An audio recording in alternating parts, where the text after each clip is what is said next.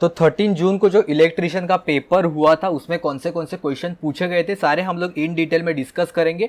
तो चलिए फिर स्टार्ट करते हैं आज का वीडियो। मैं अमेश स्वागत करता हूं आपका अमेजिंग इंजीनियर्स में।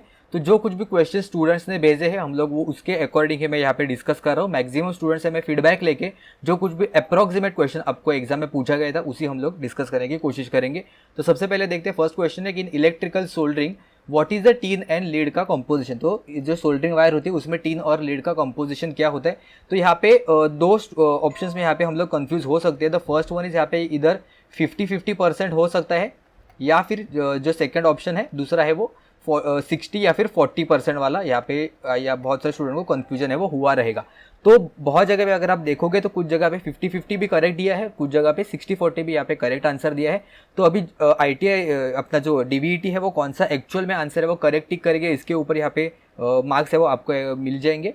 तो 50-50 और 60-40 देखेंगे तो दोनों आंसर करेक्ट है क्योंकि उसका टाइप के अकॉर्डिंग सोल्डरिंग का जो वायर थे उसके टाइप के अकॉर्डिंग यहाँ पे जो कुछ भी कंपोजिशन होता है यहाँ पे वो चेंज होता है। तो अभी के फिलहाल के लिए तो ये दोनों के दोनों आंसर करेक्ट है। जो कुछ भी हम लोग आंसर शीट आने के बाद देखेंगे कि इसको एक्चुअल में करेक्ट आंसर इन्होंने दिया है।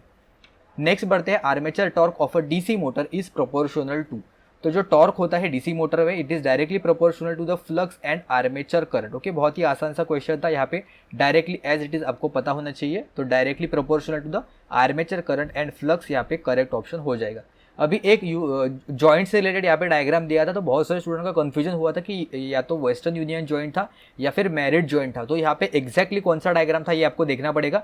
वेस्टर्न यूनियन जॉइंट में अगर आप देखोगे ध्यान से तो यूजुअली सिंगल स्ट्रैंड होते हैं। आप यहाँ राइट साइड पे देख सकते हो सिंगल स्ट्रैंड होते हैं और उसके अकॉर्डिंग यहाँ पे जो जॉइंट है वो बनता है। और मैरिड जॉइंट में मल्टीपल स्ट्रैंड्स होते हैं दोनों साइड पे। ओके, तो मैरिड में मल्टीपल स्ट्रैंड्स होते हैं और अगर आप वेस्टर्न यूनियन जॉइंट देखोगे तो वहाँ पे सिंगल स्ट्रैंड होते हैं। तो जिसके अकॉर्डिंग आपके एग्जाम में रहेगा तो वो यहाँ पे करेक्ट ऑप्शन है वो हो जाएगा। मुझे एक्जैक्टली कौन सा डायग्राम है वो पता नहीं क्योंकि स्टूडेंट्स में यही पे कंफ्यूजन हुआ था। नेक्स्ट क्वेश्चन देखते हैं द एमिटर करंट आई क्या है वो फाइंड आउट करना था। Emitter current beta is equal to 50 दिया था और बेस करंट है वो 20 माइक्रो एम्पेयर है वो दिया था। तो जिन स्टूडेंट को पता नहीं है तो उनके लिए मैं यहाँ पे बता देता हूँ कि I C is equal to beta I B. ये तो बहुत सारे स्टूडेंट को पता रहेगा। IC is equal to beta I B active region में। और IE क्या होता है, emitter current is equal to addition of collector current plus base current. Correct. तो इसलिए यहाँ पे मैं फॉर्मूला भी यहाँ पे आपको डिराइव करके दिखा रहा हूँ। जिनको पता नहीं है वो IC में यहाँ पे फिल करूंगा तो IC हो जाएगा यहाँ पे बीटा IB और प्लस ये IB है वो एज इट इज यहाँ पे मैं लिख लूंगा। इससे मैं बीटा +1 लूंगा यहाँ पे और IB से यहाँ पे मल्टीप्लाई करूंगा। IB मैंने कॉमन लिया है तो बीटा का वैल्यू कितना है 50 यानी 50 + 1 ये हो जाएगा 51 मल्टीप्लाई बाय IB का वैल्यू कितना दिया है 20 × 10⁻⁻6। ओके, तो अगर आप ये कैलकुलेट करोगे तो आपको मिलेगा 1020 × 10⁻⁻6 which is nothing but the 1.02 milli ampere. 3 zeros अगर हम लोगों ने शिफ्ट किए तो यहाँ पे इसका करेक्ट ऑप्शन हो जाएगा option B 1.02 milli ampere. Okay, बढ़ते हैं आगे। Find the voltage regulation of the given transformer if the VFL VN यानी कि फुल लोड वोल्टेज और नो लोड वोल्टेज दिया था और वोल्टेज रेगुलेशन है वो आपको फाइंड आउट करना था। तो वोल्टेज रेगुलेशन क्या होता है, no load minus full load divided by, या भी बहुत सारे स्टूडेंट को कन्फ्यूजन है तो अप वोल्टेज या फिर डाउन वोल्टेज रेगुलेशन। लेकिन यहाँ पे प्रॉब्लम नहीं होगा क्योंकि ऑप्शन से तो बहुत दूर के थे, बहुत नज़दीक वाले नहीं थे। तो यहाँ पे अप वोल्टेज रेगुलेशन लो या फिर डाउन वोल्टेज रेगुलेशन लो, कोई प्रॉब्लम नहीं है। तो ये हो जाएगा 415 - 400 डिवाइडेड बाय 400। तो 400 लेंगे तो हमें कैलकुलेशन करने में भी वैसे आसानी हो जाएगी। तो 15 डिवाइडेड बाय नीचे हो जाएगा यहाँ पे 4। तो इसका करेक्ट आंसर हो जाएगा 3.75। बहुत ही आसान सा कैलकुलेशन था, आप इजीली वो फाइंड आउट कर सकते थे। ओके, बढ़ते हैं आगे। नेक्स्ट था एप्लीकेशन से related of the DC shunt motor. तो ये कुछ यहाँ पे एप्लीकेशंस मैंने दिए हैं। तो यहाँ पे आप देख सकते हो कि कन्वेयर्स यहाँ पे इसका करेक्ट ऑप्शन हो जाएगा। बाकी के क्यों नहीं है ये मैं आपको बता देता हूँ।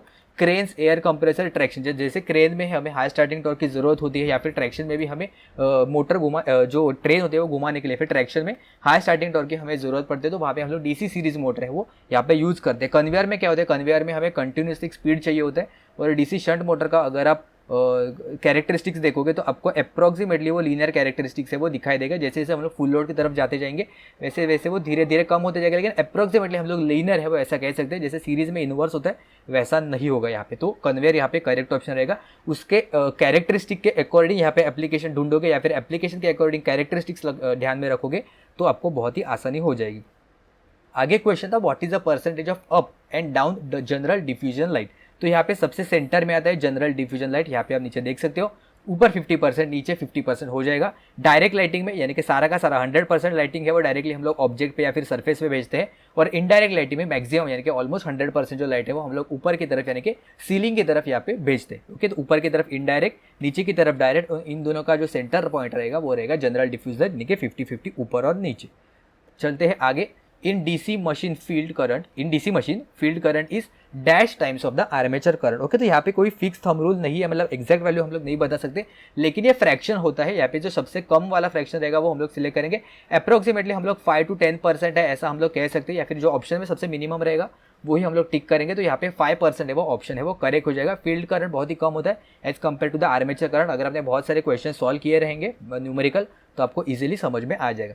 Full form of the CTS wiring पूछा था, तो CTS जो वायरिंग है उसका फुल फॉर्म है केबल टायर शीथ। ओके, तो यहाँ पे CTS और TRS है, ये बैटन वायरिंग के यहाँ पे दो टाइप होते हैं, CTS और TRS होते हैं। बैटन वायरिंग के दो टाइप होते हैं। हम लोगों ने ऑलरेडी इलेक्ट्रिकल वायरिंग के लेक्चर में कवर किया है BMC JEE के प्लेलिस्ट में, अगर आप चाहिए तो वहाँ पे चेकआउट कर सकते हो। बढ़ते हैं आगे।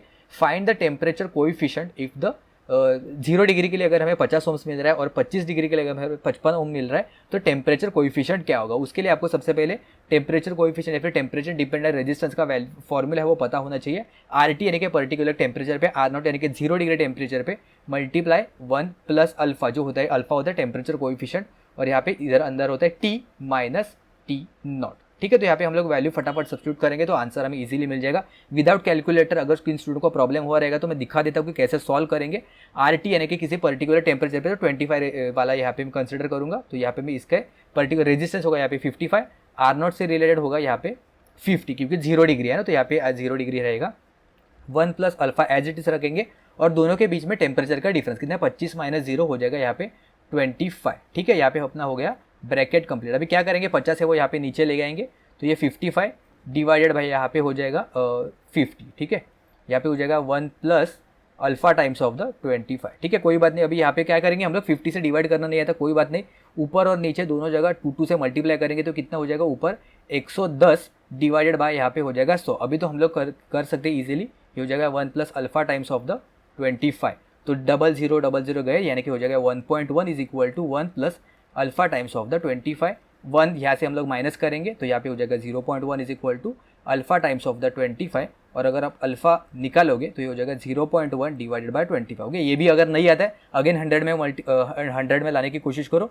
ऊपर 4 नीचे 4 से मल्टीप्लाई करोगे तो ऊपर हो जाएगा 0.4, नीचे हो जाएगा यहाँ पे 100, और इसका फाइनल आंसर आपको अल्फा के मिलेगा 0.004। ओके, तो यहाँ पे ये इसका टेम्परेचर कोएफिशिएंट है। अगर कुछ मिस्टेक हुआ रहेगा तो मुझे कमेंट्स में बताना, क्योंकि बहुत ही जल्द मैं आपको आंसर दिखाने की कोशिश कर रहा हूँ। ओके, बढ़ते हैं आगे। इन्हें ड्राई सेल बैटरी में एनोड और कैथोड किससे बनते हैं, ऐसा एक स्टूडेंट ने मुझे भेजा था।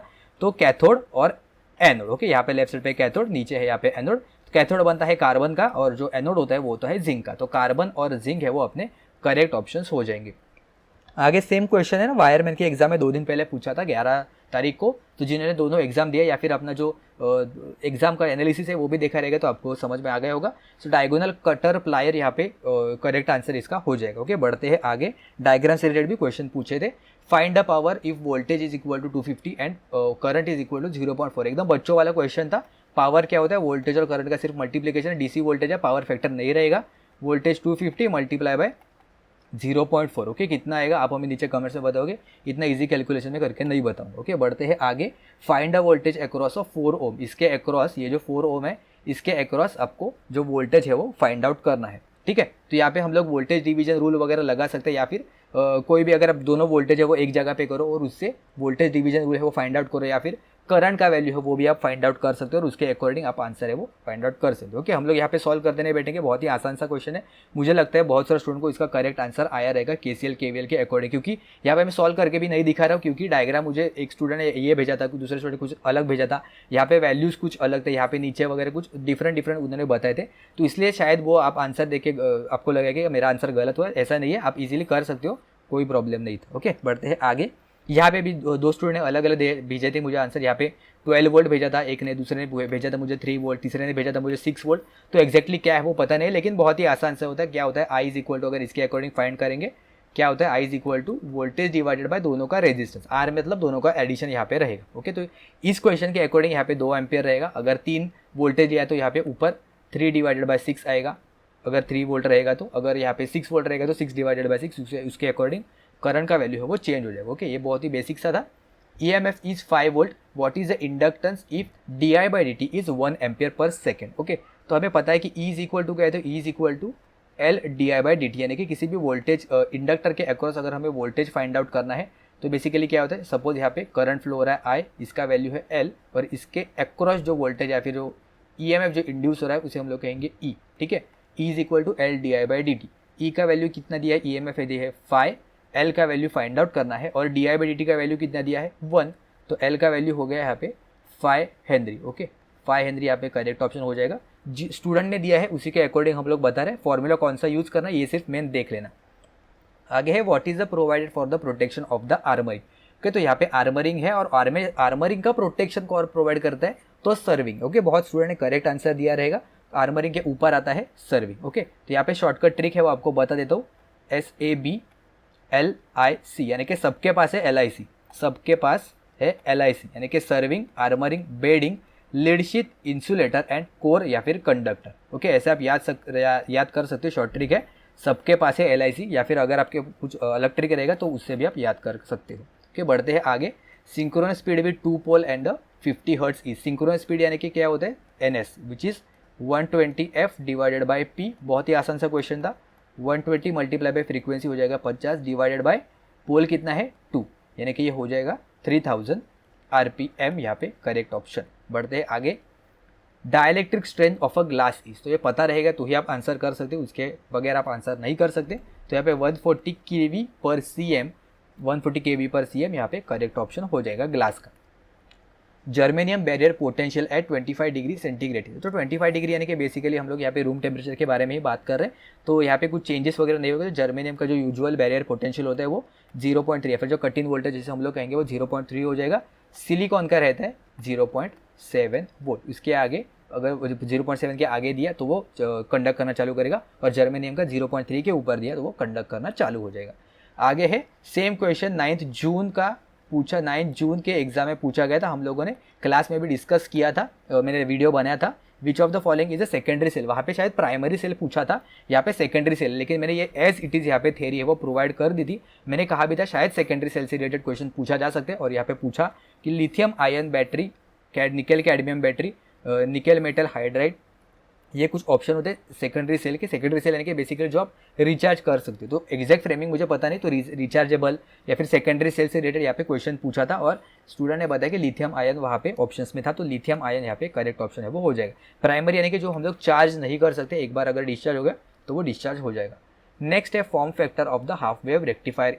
ओके, तो फॉर्म फैक्टर का आपको सबसे पहले फॉर्मूला पता होना चाहिए, ये होता है RMS value divided by average value. Okay, तो हम लोग यहाँ पे बेसिकली वोल्टेज लेंगे तो इजीली समझ में आ जाएगा, यानी कि VRMS divided by V average का वैल्यू। तो हाफ वेव रेक्टिफायर के लिए जो VRMS का वैल्यू होता है वो होता है VM डिवाइडेड बाय 2, और एवरेज का वैल्यू होता है वो है VM डिवाइडेड बाय 5। तो कुछ ऐसे बेसिक वैल्यू होते हैं वो आपको बाय हार्ट होने ही चाहिए, तो इसलिए यहाँ पे π/2 यहाँ पे करेक्ट ऑप्शन हो जाएगा, और π/2 इज नथिंग बट 1.57। ओके, तो यहाँ पे ऑप्शन जो ए है वो यहाँ पे करेक्ट ऑप्शन हो जाएगा। ओके, बढ़ते हैं आगे। Which of the following is not an advantage of the moving iron meter, जो मीटर होता है वो उसमें नॉट एडवांटेज या फिर डिसएडवांटेज ऐसा रिलेटेड कोई क्वेश्चन था, तो यहाँ पे मैंने चारों के चारों डिसएडवांटेजेस ही यहाँ पे दिए हैं। तो यहाँ पे यूनिफॉर्म स्केल नहीं होता है, ये इसका करेक्ट आंसर रहेगा कि scales of the instrument are not uniform. तो इसका करेक्ट आंसर है कि यहाँ पे यूनिफॉर्म स्केल नहीं रहेगा, या फिर उसके अकॉर्डिंग जो कुछ भी फ्रेमिंग रहेगा वो यहाँ पे करेक्ट ऑप्शन रहेगा। उसके साथ साथ ये चार भी अगर आपको नहीं पता है तो लिख लेना अपने कॉपी में। बढ़ते हैं आगे। Which of the following is a ferromagnetic material, यानी कि जो फेरोमैग्नेटिक मटेरियल, यानी कि जो मैग्नेटिक मटेरियल को मैग्नेटिज्म को ये अलाउ कर देता है। तो यहाँ पे निकेल, कोबाल्ट, आयन, तो ये कुछ फेरोमैग्नेटिक मटेरियल्स है। ऑप्शन ए है वो यहाँ पे करेक्ट ऑप्शन हो जाएगा। बहुत ही बेसिक सा था, आपको पता होना चाहिए ये सारी चीज़ें है वो।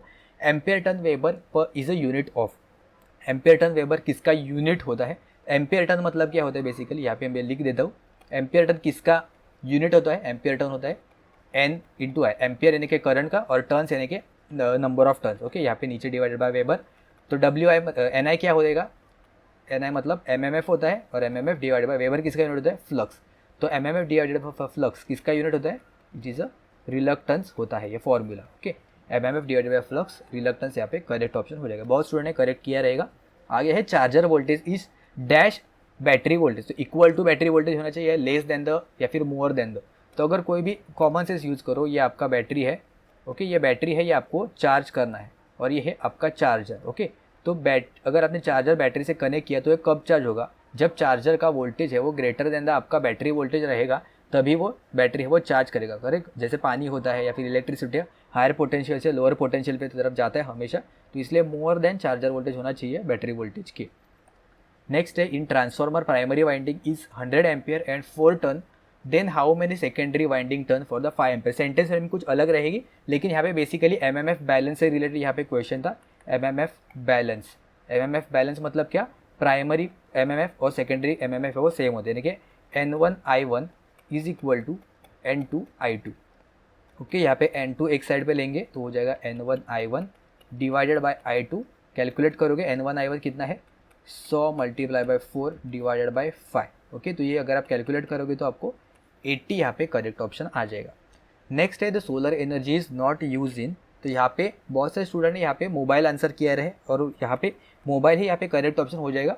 वायरलेस ट्रांसमिशन में एक्चुअल में मोबाइल में भी ऐसे इन्वेंट हुए थे कि मोबाइल भी आप सोलर से चार्ज कर सकते हो, लेकिन गिवन ऑप्शंस में से मोबाइल यहाँ पे ज़्यादा सूटेबल ऑप्शन है, क्योंकि वायरलेस ट्रांसमिशन में ट्रैफिक सिग्नल में और सैटेलाइट में बहुत हेवी अमाउंट ऑफ जो सोलर एनर्जी है वो यूज़ किया जाता है, और हम लोगों को बहुत जगह पे दिखाई भी देता है। तो यहाँ पे अगर गिवन 4 ऑप्शन में से मोबाइल सही रहेगा कि यहाँ पे ज़्यादा सोलर एनर्जी नहीं यूज़ करते हैं। और 1 ampere current flows through the 8 Henry inductor, calculate the energy stored in the inductor. तो एनर्जी का फॉर्मूला क्या है? एनर्जी है half Li²। Okay, half multiply by inductor का वैल्यू है 8 मल्टीप्लाई बाय आई का वैल्यू के 1 का स्क्वायर, तो ये हो जाएगा 4 जूल्स, यहाँ पे करेक्ट ऑप्शन। आगे बढ़ते हैं, voltage dependent resistor is also called as. तो भी बहुत कॉमन सा था, आप इजीली कर सकते हो। फोटो डायोड तो नहीं होगा, थर्मिस्टर होता है, तो थर्मिस्टर अलग होता है, और वेरिस्टर, ये नाम भी ऐसे दे, वोल्टेज पे डिपेंडेंट करेगा तो वेरिस्टर। ओके, अगर टेम्परेचर पे डिपेंडेंट करेगा तो उसके अकॉर्डिंग उसका नाम दिया जाता है। करेक्ट, तो यहाँ पे वेरिस्टर है, यहाँ पे करेक्ट ऑप्शन हो जाएगा, voltage dependent resistor is varistor. और एक यहाँ पे एक साइन दिया था, वो पूछा था कि साइन है वो कौन सा है, तो इसका आंसर बहुत ही आसान है, ओवरटेकिंग प्रोहिबिटेड। जिनको गाड़ी चलाना आता है, नहीं चलाना आता है, फिर भी कॉमन सेंस से आप इजीली आंसर कर सकते हैं कि ओवरटेकिंग हम लोग यहाँ पे नहीं कर सकते। स्लैश है मतलब प्रोहिबिटेड। ओके, तो आई होप आपको सारे क्वेश्चंस के आंसर समझ में आ गए होंगे। आई गेस कि हम लोगों ने सारे 30 के 30 क्वेश्चन है वो अटेम्प्ट करने की कोशिश की है यहाँ पे, जो कुछ भी डिस्कस किया है। अगर आपको कुछ डाउट है, कुछ यहाँ पे मिस्टेक हुआ रहेगा तो मुझे कमेंट्स में ज़रूर से बताना, क्योंकि बहुत ही फास्ट वे में यहाँ पे मैं वीडियो लाने की कोशिश की है। कुछ मिस्टेक हुआ रहेगा तो ज़रूर से बताना। अगर कुछ और क्वेश्चन छूट गए रहेंगे, आपको याद है, तो उसके भी नीचे मुझे कमेंट्स में ज़रूर से आंसर बताना, या फिर क्वेश्चन मुझे यहाँ पे नीचे बताना। हमारा टेलीग्राम का ग्रुप है, वो भी आप ज्वाइन कर सकते हो। और ऐसे ही नए नए वीडियोज़ के लिए चैनल को सब्सक्राइब करना मत भूलना। और जैसे कुछ नया जॉब अपडेट्स वगैरह आएगा, या फिर कौन सा भी अगर नया एग्जाम आता है, तो उससे रिलेटेड हम लोग प्लेलिस्ट है वो ज़रूर से लाने की कोशिश करेंगे। तो ठीक है, आज के वीडियो में इतना ही। मिलते हैं हम लोग नेक्स्ट वीडियो में किसी और टॉपिक के साथ।